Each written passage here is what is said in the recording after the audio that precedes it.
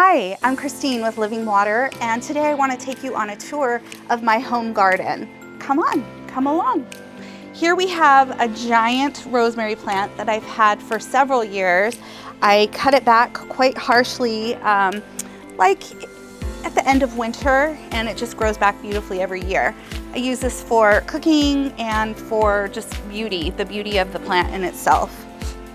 Here we have this beautiful bougainvillea that we've trained to grow up to look like a tree.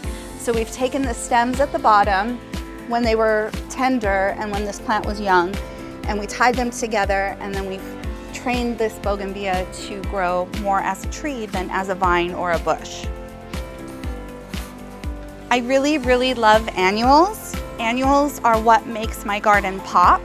So although it is a little bit of an expensive hobby, it does provide the wow factor that I'm looking for in my garden. These are sweet potato vines. This is Angelonia, which is called, also known as summer snapdragon. Sun patience, which is my absolute favorite annual. Most annuals will take full sun, but my backyard is quite shady, so I have to plant accordingly. Here we've got the Rose of Sharon. We've got a Texas mountain laurel. This would definitely benefit from more sun, but it is what it is. I've got my wall of vines behind me here. This is Cape honeysuckle, various honeysuckles, and pyracantha.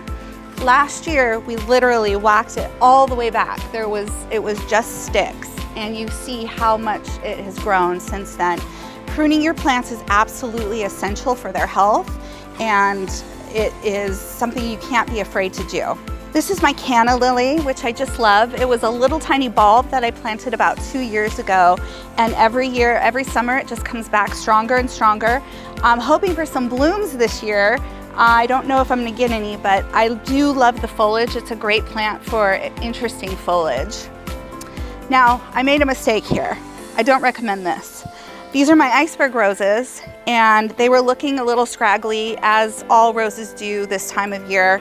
And I started deadheading, and I ended up pruning and went a little crazy.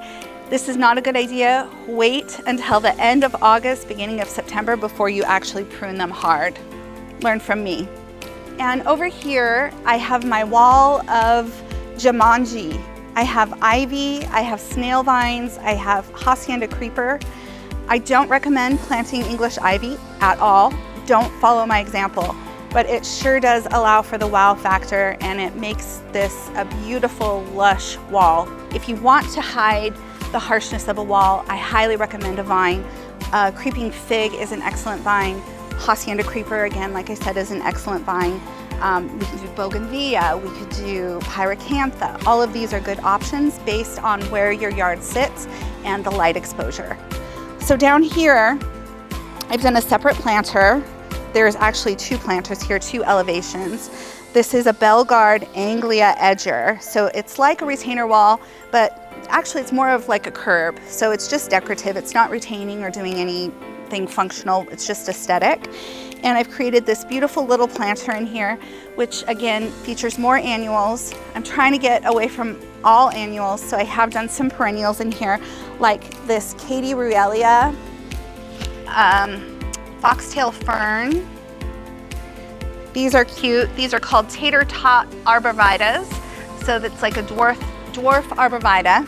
Very cute. Got that from Proven Winners. Here we have giant lily turf. And then again, for the wow factor, I have planted coleus in these pots. Coleus requires some shade, so you wouldn't want to plant them in full sun.